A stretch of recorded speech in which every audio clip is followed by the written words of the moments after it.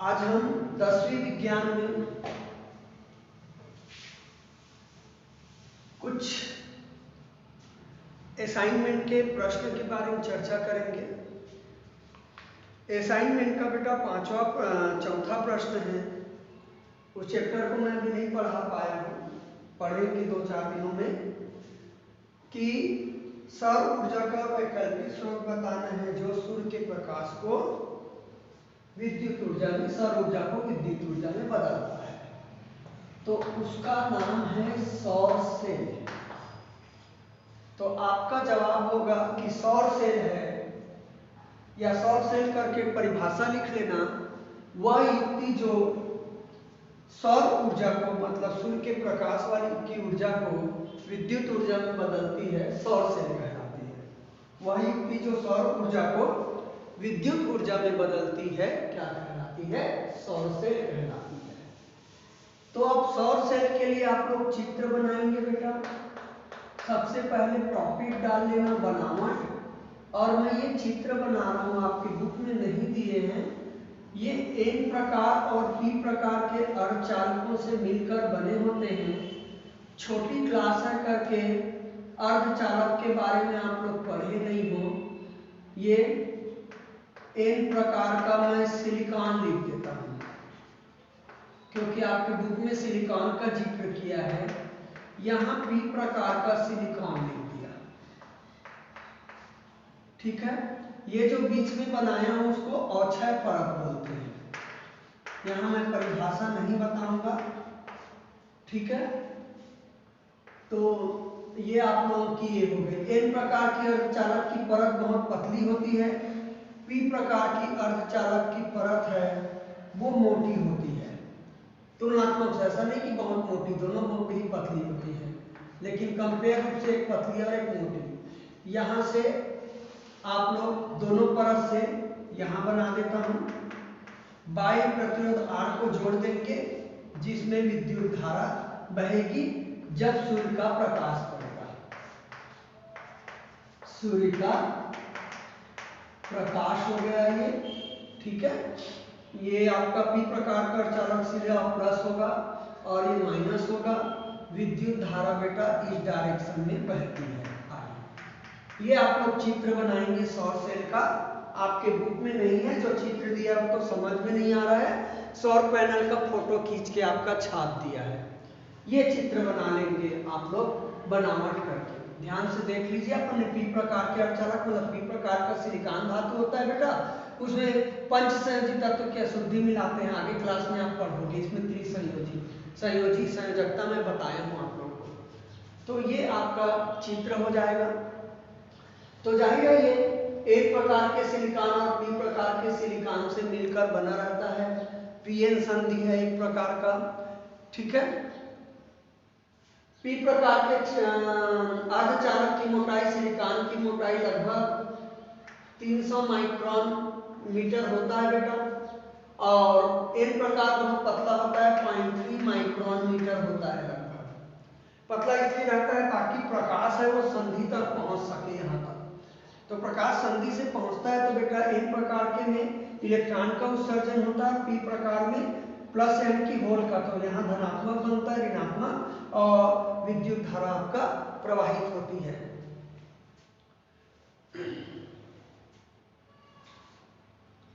तो चित्र आप लोग क्लियर कर दिए होंगे। मैं चित्र को मिटाऊंगा और बनावट को आप लोगों को मैं लिखवाने वाला हूं, ठीक है।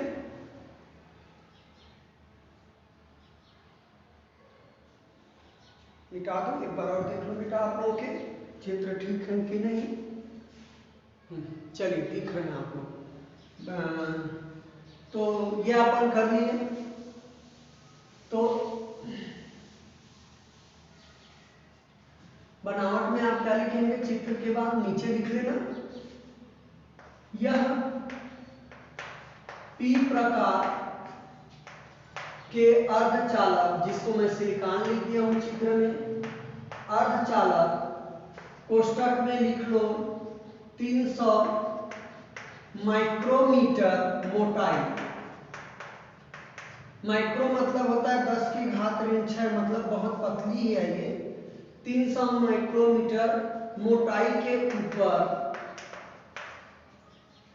एन प्रकार के अर्धचालक 0.3 माइक्रोमीटर मोटाई की परत चढ़ाकर बनाई जाती है। इस प्रकार के पी प्रकार के अर्धचालक और एन प्रकार के अर्धचालक को जोड़कर आप लोग बनाते हैं। तो इस प्रकार के पीएन संधि में सूर्य की प्रकाश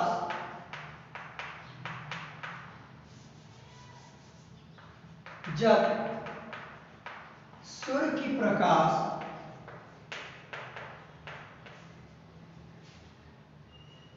इसको अपन कार्यविधि में लिख लेंगे बेटा, अभी फिलहाल बनावट को ही लिखते हैं। एन प्रकार के अर्धचालक को पतला इसलिए बनाते हैं जिससे सूर्य का प्रकाश संधि तक पहुंच सके। एन प्रकार के अर्धचालक की पतली परत इसलिए होती है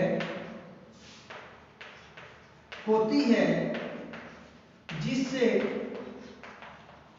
सूर्य का प्रकाश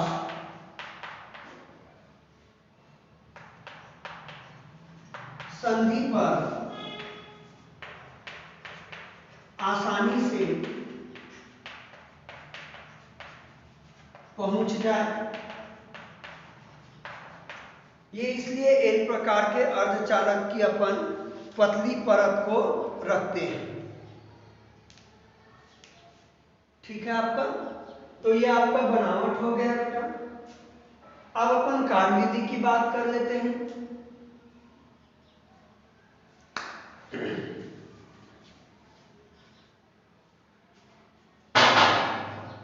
मैं मिटा रहा हूं इसको।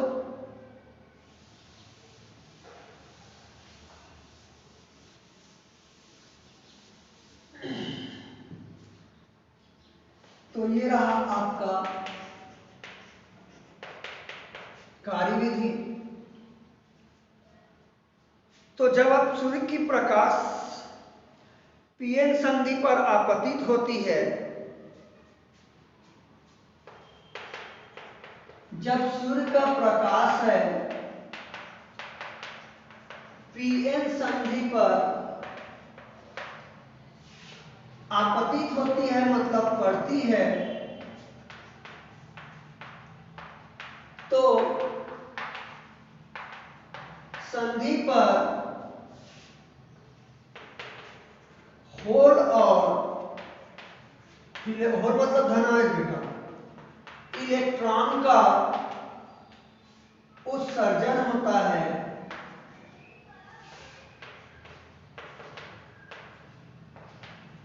इलेक्ट्रॉन एन क्षेत्र की ओर तथा होल पी क्षेत्र की ओर मतलब पी अर्धचालक की ओर चलते हैं, जिससे बाह्य परिपथ प्रतिरोध R में विद्युत धारा P क्षेत्र से N क्षेत्र की ओर, कहां लिखूं मैं, नीचे नहीं दिखेगा क्या, चित्र देख लेना बेटा, P से N की ओर बह रही है। P क्षेत्र से N क्षेत्र की ओर बहती है। इस प्रकार से आप लोगों का सौर सेल है, प्रकाश ऊर्जा को, सौर ऊर्जा को विद्युत ऊर्जा में बदल रहा है आप लोगों का।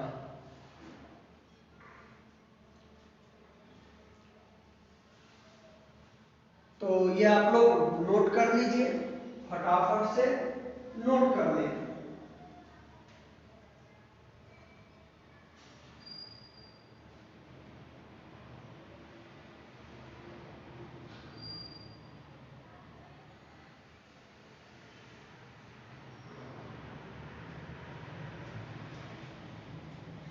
नोट कर लिए?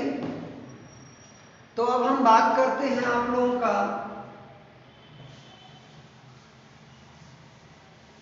कितना वोल्ट उत्पन्न करता है सौर सेल है। तो जो सौर सेल है बेटा 0.5 वोल्ट से 1 वोल्ट विभव उत्पन्न करता है और 0.7 वाट तक की विद्युत शक्ति उत्पन्न करती है। एक सौर सेल 0.5 से 1.0 वोल्ट विभवांतर विद्युत वाहक बल निकलेगा, विद्युत वाहक बल उत्पन्न करता है तथा इसकी शक्ति लगभग 0.7 वाट मात्रक है बेटा शक्ति का होती है, विद्युत धारा पड़ेगी। तो जाहिर है बेटा वोल्टेज भी कम है, शक्ति भी कम है। बल्ब तो आपका 500 वाट का भी होता है, 60 वाट का भी होता है, 12 वाट के भी आते हैं आजकल के जो बल्ब है। इससे जाहिर है एक सौर सेल से नहीं चलेगा। तो सौर सेल की क्षमता को बढ़ाने के लिए हम कई सौर सेलों को आपस में श्रेणी क्रम में जोड़ देते हैं, जिससे आपकी सौर सेल की शक्ति बढ़ जाती है। तो इस कई सौर सेलों को आपस में जोड़ेंगे तो ऐसे समूहन को बोलते हैं सौर पैनल। ठीक है, तो स्पष्ट है कि एक सौर सेल की शक्ति बहुत कम है,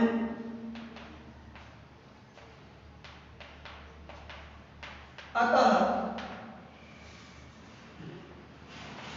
कई सौर सेलों को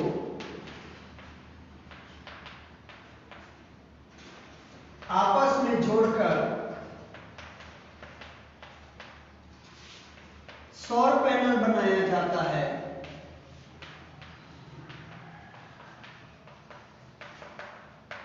जिसकी शक्ति अधिक होती है। ये मैंने चित्र ही बना दिए, आप लोग चाहो तो बुक में भी दिया है उसको भी लिख सकते हो, लेकिन इतना आपका पर्याप्त है सौर सेल के बारे में। बेटा सौर सेल सिलिकॉन की जगह आजकल चांदी भी यूज करते हैं, उसकी कार्य क्षमता को बढ़ाने के लिए, आसानी से काम करे उसके लिए। तो सौर सेल महंगा होता है इसलिए ज्यादा प्रचलन में नहीं है। ठीक है आप लोगों का, तो नोट कर लीजिए आप लोग। अब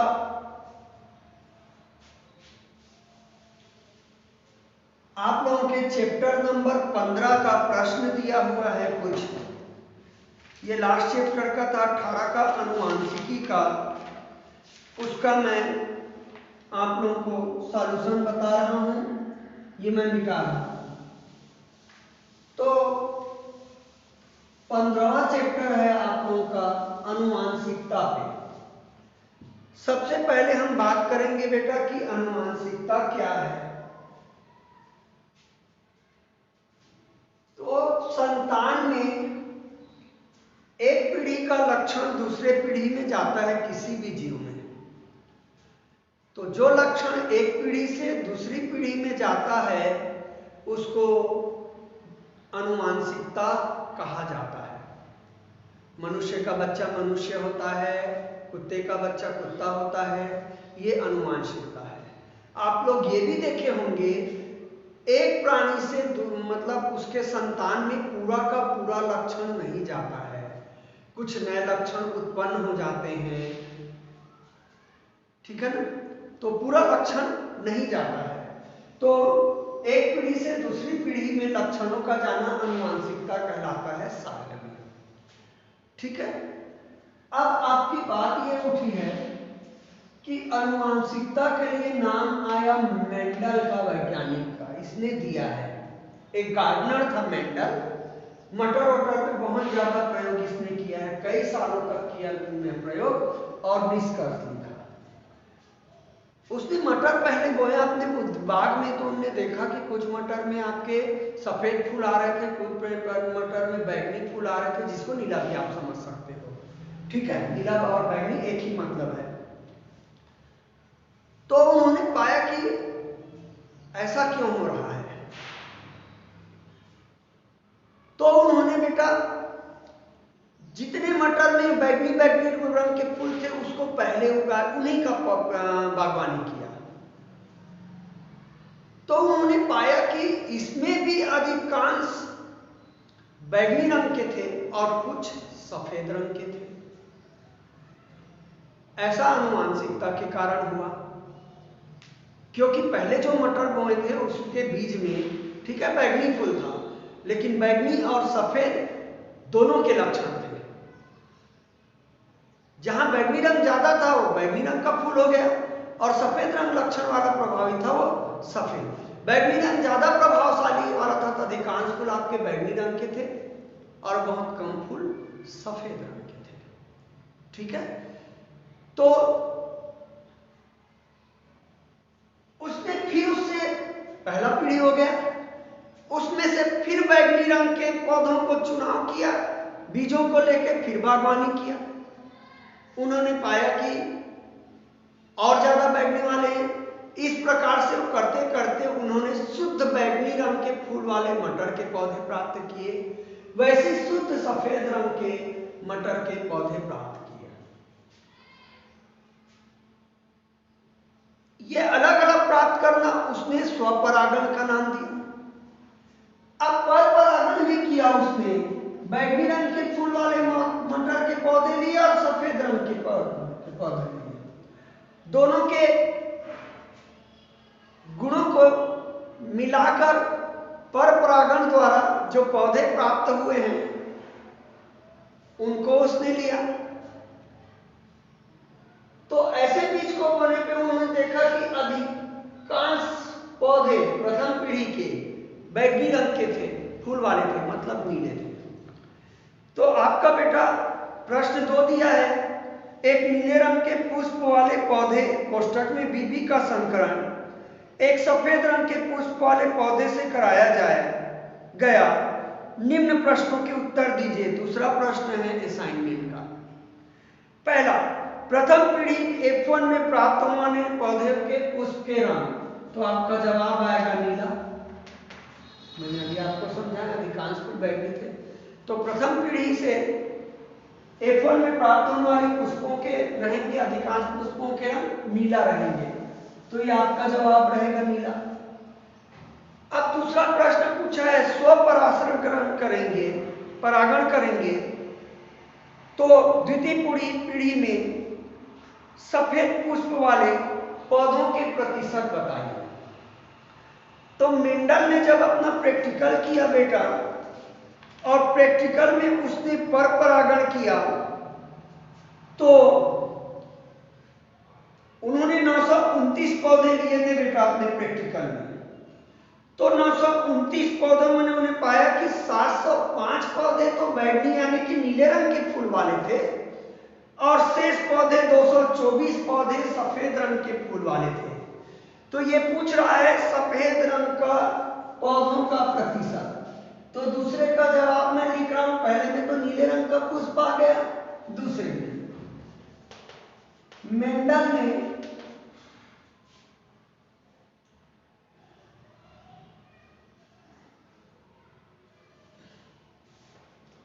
F1 के पहली पीढ़ी के बीजों का स्वपरागण करके द्वितीय F2 के पौधे प्राप्त किए।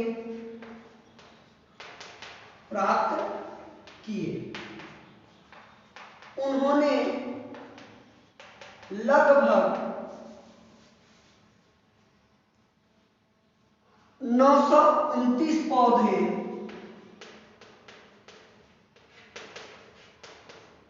में 705 पौधे नीले फूलों वाले और शेष 224 पौधे सफेद फूलों वाले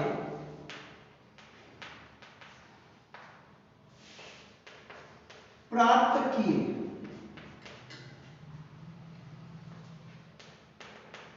अतः सफेद फूलों वाले पौधों का प्रतिशत निकाल लेता हूं बेटा। 224 बटा टोटल कितना था, 224 मिला ना, 224 बटा 929 गुणा 100 कर देता हूं। 929 में से 224 पौधे हैं, वो सफेद रंग के फूल वाले थे, तो 224 बटा मैंने टोटल को कर दिए और 100 से गुणा कर दिया। इसको कैलकुलेट करेंगे और हमारा प्रतिशत में निकल जाएगा। ये नोट कर लियोगे तो मैं मिटा रहा हूं बेटा।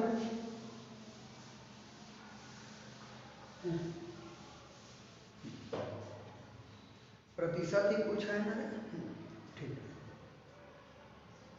अब कर तो नहीं रहा है, तो 224 22,400 को 929 से भाग दूंगा बेटा और प्रतिशत का चिन्ह लगेगा क्योंकि प्रतिशत है। तो ये भाग देना आपका रफ में काम रहेगा। मैं भाग दे रहा हूं आप लोगों को, जो आएगा लिख लूंगा। 929 से भाग देना है तो 9 एकम 9, 9 दूनी 18, लगभग 2 बार जाएगा बेटा। 9 दूनी 18 का 88 लायक, 2 दूनी 4 और 1 5, नहीं यहां तक नहीं बेटा। 9 दूनी 18 का 88 लायक, 2 दूनी 4 1 5, 9 दूनी 18, तो 10 में 8 गया 4, 2, 3 बचा, 13 में 5 गया 8, 1 बचा, 11 में 8 गया 3, हो गया। ठीक है, अब एक जीरो को उतार लेंगे तो 9 चौक 36 4 बार जा सकता है। 9 4 दिया 36 का 6 हासिला 3, 4 दूनी 8, 9 10 11 हासिला है, 4 दिया 36 और 1 37, 10 में 6 गया 4, उधारी दी, 1 बचा बेटा 0, 8 में 7 गया 1, दशमलव लगाओगे तो 0, लगभग 1 बार जाएगा। तो ये आ गया बेटा 24.1% पौधे वो द्वितीय पीढ़ी के सफेद रंग वाले थे स्वपरागण में। ठीक है आपके। अब अगला दिया है प्रश्न आपका, द्वितीय पीढ़ी में प्राप्त जीनोटाइप पौधे का अनुपात बताइए। जीनोटाइप पौधे उसको बोलते हैं बेटा जिनके गुण एक जैसे हैं। बैंगनी रंग वाला लगाए हैं तो बैंगनी रंग के फूल होने चाहिए, सफेद नहीं होनी चाहिए, और सफेद वाला लगाए हैं तो सफेद रंग के फूल होने चाहिए, वो जीनोटाइप कहलाते हैं। तो द्वितीय पीढ़ी से प्राप्त जीनोटाइप के पौधे के अनुपात को आपको बताना था। तो आप लोग बुक पढ़ेंगे तो आएगा बेटा ये अनुपात था आपका 3.15:1, ये आपको लिखना है। 3.15:1 था आपका जीनोटाइप पौधे का अनुपात। तो ये आप लोगों का जवाब हुआ। तीसरा पॉइंट में ये आएगा अनुपात है। अब एक और प्रश्न दिया है बेटा जो प्रश्न पत्र 5 है, जिसके बारे में आप लोग खुद लिखेंगे। अनुवांशिक का अध्ययन हमें फसल उत्पादन बढ़ाने में कैसे मदद करता है? तो आपका जवाब होगा बेटा, अनुवांशिक के अध्ययन है वो फसल का उत्पादन बढ़ाने में मदद करता है। तो अनुवांशिकी के अंतर्गत अपन स्वस्थ पौधे के बीजों का चुनाव करेंगे, तो जाहिर है उसके संतान भी आपके स्वस्थ होंगे। अच्छे बीजों का चुनाव कर सकते हैं, अच्छे पौधे का चुनाव कर सकते हैं और उन्हीं पौधों के बीजों से नए फसल ले सकते हैं, क्योंकि अनुवांशिक कारण उनके गुण आपके नए पौधे में चले जाएंगे और फसल का उत्पादन अच्छा होगा। ठीक है ना? तो हम स्वस्थ ज्यादा फल देने वाले पौधों का चुनाव करेंगे, उनके बीच से जो पौधे होंगे वो भी आपके स्वस्थ और ज्यादा फल देने वाले होंगे। इस प्रकार से हम अनुवांशिकता का प्रयोग करके फसल उत्पादन को बढ़ा सकते हैं। ठीक है, तो ये आप लोगों का असाइनमेंट होगा कंप्लीट, आप लोग कल परसों लाके जमा कर देंगे।